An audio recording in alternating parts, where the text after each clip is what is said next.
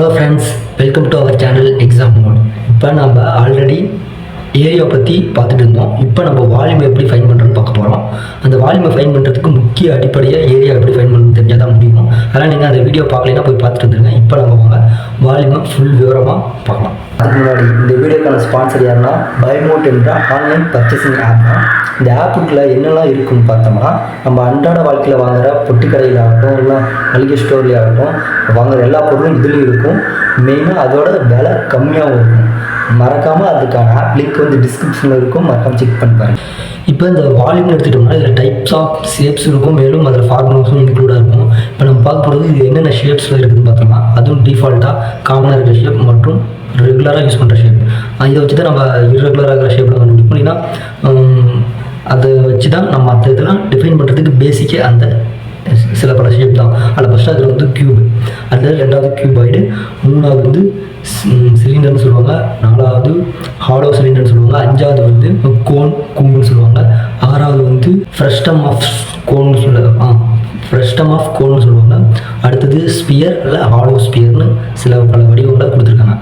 இது போக இன்னும் எக்ஸ்ட்ரா இன்னும் 2-3 சேர்த்துக்கலாம். எக்ஸாம்பிளுக்கு சொல்ல போனால் இப்போ முக்கோணம்னு எடுத்துக்கிட்டோம்னாலே அந்த முக்கோணத்தை வந்து 3D ஃபார்மேட்டில் பார்த்தோம்னா அதுக்கு ஃபார்முலா வந்து டிஃபைன் பண்ணுவோம். எக்ஸாம்பிளுக்கு இந்த கோனோட ஒப்பிடும்போது ஓகேவா, ஏன்னா கோன் வந்து சர்க்கிள் வளையமாக அப்படியே கூம்பாட்ட போகுதா, அதே இது எடுத்துக்கிட்டோம்னா முக்கோணம் எடுத்துக்கிட்டோம்னா அது வந்து சர்ஃபேஸாக அப்படியே போகும். அதனால் அது டிஃபைன் பண்ணுவோம், அதையும் எக்ஸ்ட்ரா சேர்த்துக்கிற மாதிரி இருக்கும்.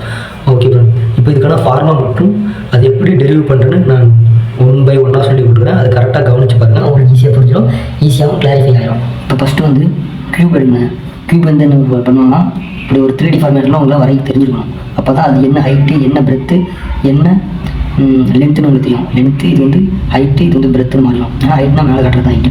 ஆனால் நம்மளுக்கு தெரியும் ஒரு ஏரியா ஃபைன் பண்ணும்போது இது லென்த்து இது பிரெத்துன்னு நம்ம சொல்லிடுவோம். அந்த பிரெத்து தான் இப்படி ஓகேவா, அதை அப்படி திருப்பி போட்ட மாதிரி. ஓகே, இப்போ வந்து நம்ம இதில் எப்படி வால்யூம் ஃபைன் பண்ணலாம்.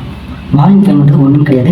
ஃபஸ்ட்டு நீங்கள் இந்த பார்த்த இது தான் ஏரியா தெரிஞ்சிடணும், இன்ட்டு அதோட ஒரு வேல்யூ ஹைட்டை பெருக்க போகிறோம்.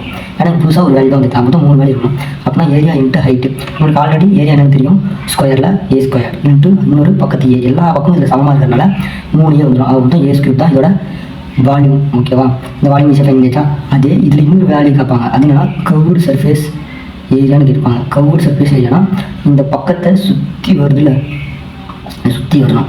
அதாவது மேல் பக்கம் கிடையாது, கீழ் பக்கம் கிடையாது, ஒரே பக்கத்தில் இருக்கிற பக்கங்களை வந்து சுற்றி வர்றதுக்கு தேவைப்படும் ஏரியா. எவ்வளோ ஏரியா அதுக்கு கவர் பண்ணி கேட்டாங்கன்னா ஒன்றுமே இல்லை, ஒரு ஏரியா வந்து நீங்கள் ஃபைன் பண்ணுறது உங்களுக்கு தெரியும் ஏ ஸ்கொயர்டுன்னு.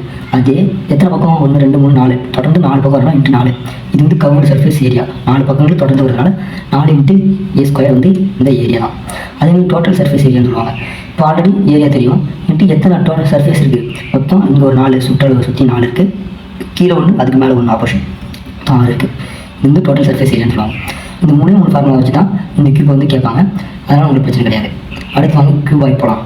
கியூபாய் இதையும் நீங்கள் 3D ஃபார்மேட்டில் எழுதிட்டீங்கன்னா உங்களுக்கு ஈஸியாக இருக்கும் எப்படி ஃபார்முலா ஃபைன் பண்ணலான்னு. அதனால் எதாக இருந்தாலும் சரி, நீங்கள் ஃபஸ்ட்டு 3D ஃபார்மேட்டில் எழுதிட்டு அந்த டிராயிங்கை ஒரு ஃபார்மை உருவாக்கிட்டு அதுக்கடுத்து ஃபார்மை ஒன்று வச்சு பண்ணீங்க. இதில் எது ஹைட்டு, எது பிரெத்து, எது லென்த்து எழுதிக்கணும். இப்போ 3 வேலை கிடச்சிட்டா இதுக்கான வால்யூம் எப்படி ஃபைன் பண்ணுவாங்கன்னா ஆல்ரெடி சொல்லிட்டேன், ஏரியா இன்ட்டு ஹைட்டுன்னு. இதோட ஏரியா என்னன்னா எல் இன்ட்டு பிரெத்து தான், இன்ட்டு ஹைட்டாக இருக்குன்னா அதோட வால்யூம் ஃபைன் பண்ணிக்கலாம். அதே மாதிரி கர்வ்டு சர்ஃபேஸ் ஏரியா இதுக்கு எப்படி வரும்னு பார்த்தோம்னா, இதுலேயே 4 பக்கங்கள் தான் இருக்குது, இங்கே பிரச்சனை இல்லை. 4 பக்கங்கள் இருக்குது அப்படின்னா 4 இன்ட்டுன்னு போடலாம்னு பார்த்தா 4க்கும் வெவ்வேறு வேல்யூ வரும். எக்ஸாம்பிளுக்கு இந்த சைடும் ஆப்போசிட் ஒரே மாதிரி இருக்கும், இந்த சைடும் ஆப்போசிட் ஒரே மாதிரி இருக்கும். ஏன்னா இது வந்து கியூபாய், அதாவது செவ்வகம். அதனால் இதில் பக்கங்கள் வந்து கொஞ்சம் ஒரே மாதிரி, அது எதிர் பக்கங்கள் தான் சமமாக இருக்கிறதுனால கொஞ்சம் டிஃப்ரென்ஸ் இருக்கும். அதுக்கு நீங்கள் என்ன பண்ணணும்னா ஃபஸ்ட்டு ஒரு செவ்வகத்தோட சுற்றளவு உங்களுக்கு தெரியுதானே, என்ன வரும் 2 × L + P. இதை வந்து இன்ட்டு ஹைட்டால் பெருக்கினா போதும், அதை அப்படியே மேலே இன்க்ரீஸ் ஆகிடும் அதோட பரப்பு ஏரியாவோட. அதே மாதிரி தான் நீங்கள் இப்போ இந்த கியூபாயில் பார்த்தா கியூபடியும் உங்களுக்கு கர்வ்டு சர்ஃபேஸ் ஏரியாவும் இப்படி எழுதலாம். எக்ஸாம்பிளுக்கு 4A வந்து என்னது அந்த சுற்றளவுன்னு சொல்லுவாங்களா, அந்த என்னது ஸ்கொயரோட சுற்றளவுன்னு சொல்லுவாங்களா. அப்போனா இன்ட்டு அதோட ஹைட்டும் ஏதானா பெருனோட 4A ஸ்கொயர் வந்துடும். அதனால் இது மாதிரி நீங்கள் நினச்சிக்கலாம், இல்லை அது மாதிரி வச்சுக்கலாம். இப்போதைக்கு உங்களுக்கு எது ஈஸியாக தோணுதோ அதை நோட் பண்ணிக்கோங்க. அடுத்தது டோட்டல் சர்ஃபேஸ் ஏரியாவும் அதே மாதிரி தான். என்னது ஃபஸ்ட்டுனா இன்னும் 2 பக்கங்கள் இருக்குது, அதுக்கு இந்த கர்வ்டு சர்ஃபேஸ் ஏரியாவை இதோட ப்ளஸ் பண்ணிக்கணும். ப்ளஸ் இன்னொன்று என்ன தெரியுது, டவுன் சைடாடா அப்பர் சைடா 2 ஒரே மாதிரி இருக்குதா. இதுக்கு என்ன வரும்னா எல் இன்ட்டு பி வந்துருச்சு. இன்னும் என்ன ஒரு மிஸ் ஆகுதுன்னு பார்த்தோம்னா எல்பி தான் மிஸ் ஆகுது. அப்படின்னா 2LPன்னு வரும். எப்படி இதோட வேல்யூ வந்துச்சுன்னா இங்கே பாருங்கள், இந்த டவுன் சைட் பாருங்கள், ஓகேவா. இது டவுன் சைடு, இது அப்பர் சைடா. இந்த எல்லும் லென்த்து, இது வந்து எனக்கு பிரெத்து, ஹைட் எடுக்கல. இது ரெண்டையும் பெருக்கும்போது வருதா, அதே மாதிரி தான் இங்கேயும் இது பிரெத்து, இது வந்து லென்த்து, ரெண்டும் சேமாக இருக்கிறாங்க. ரெண்டையும் கூட்டிக்கிறோம், கூட்டினா 2LB வரும். ஆல்ரெடி நம்ம இதை சுற்றி இருக்கிற எடுத்தாச்சு. இதில் வந்து இது வந்து L, இது வந்து H. அதே மாதிரி இந்த பக்கத்தில் வந்து இது வந்து BE, இது H.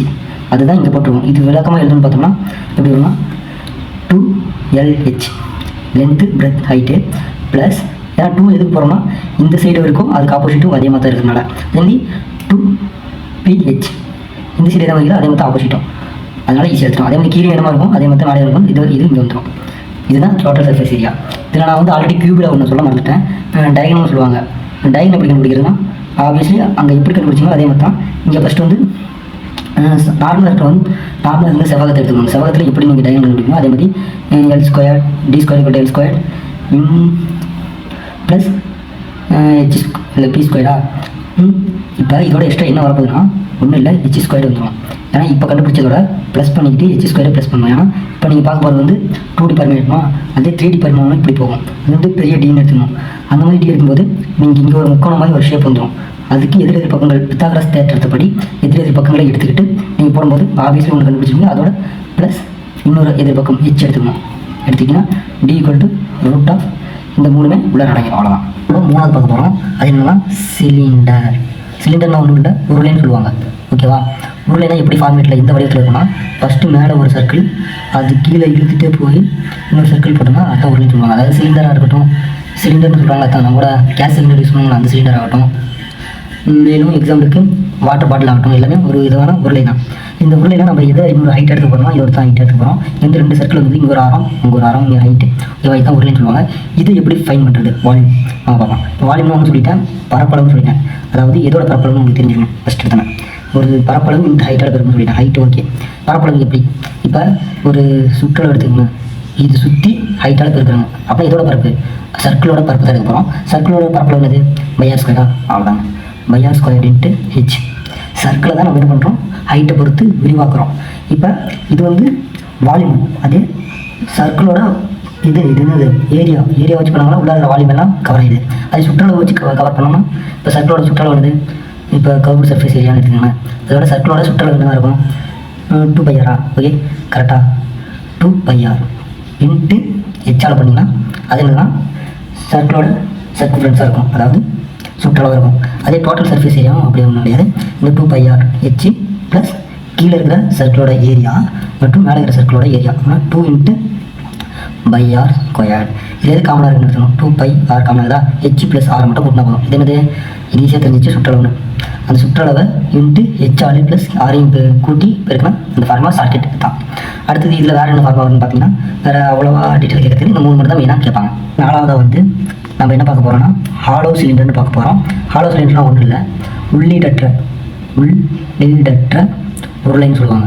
அவ்வளோதான், இதுதான் ஹாலோ சிலிண்டர். அது எக்ஸாம்பிளுக்கு இப்போ உருளை இருக்குது, உருளையை வரைஞ்சிக்கிங்க. அப்போ தான் உங்களுக்கு ஈஸியாக அந்த ஃபார்மை வந்து ஈஸியாக புரிய வைக்கும். அதுக்குள்ளே ஒரு கேப்பு வெட்டி எடுத்துறாங்க, அதுவும் ஒரு உருளை ஷேப்பில் இருந்தீங்கன்னா வெட்டிடும். ஓகேவா. இதுதான் வந்து வால்யூம் கண்டுபிடிக்கிற ஒரு ஸ்பேஸ். உள்ளே இருக்கிற ஆறு வந்து சின்ன ஆறு, வெளியே ஃபுல்லும் இருக்கிற ஆறு வந்து பெரிய ஆறு. ஓகேவா. இதுதான் டிஃப்ரென்ஸ். அதில் இது ஹைட் ஆப்வியஸ்லி அப்படி தான் இருக்க போகுது. இதுக்கான வால்யூம் எப்படி ஃபைன் பண்ணீங்க, ஒன்றும் கிடையாது. ஆல்ரெடி நீங்கள் இந்த ஃபுல் வால்யூம் கண்டுபிடிக்கணும், அதே வால்யூம் தான், R² × H தான். மைனஸ் இந்த ஆறு என்னது மாறுது, நம்ம பார்க்குறது இந்த ஃபுல் வால்யூமோட பெரிய ஆறாக மாற்றிக்கணும். அவ்வளோ தான், இது ஒரு மாற்றமா.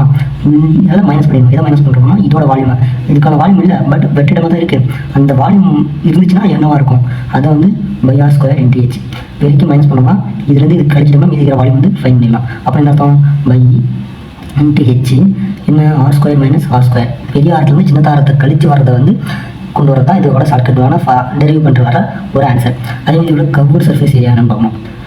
ஃபஸ்ட்டு வெளியே இருக்கிற சுற்றுப்பாதை எடுத்துக்கிட்டு அதோட கர்வ் சர்ஃபேஸ் ஏரியா என்ன இருக்குன்னா அதே தான் சர்க்கிளோட சுற்றளவு என்னது 2πr R, அதாவது வெளியே இருக்கிற சர்க்கிளோட சுற்றளவு × H ப்ளஸ் உள்ளார இருக்கிற சர்க்கிளோட சுற்றளவு 2πrH.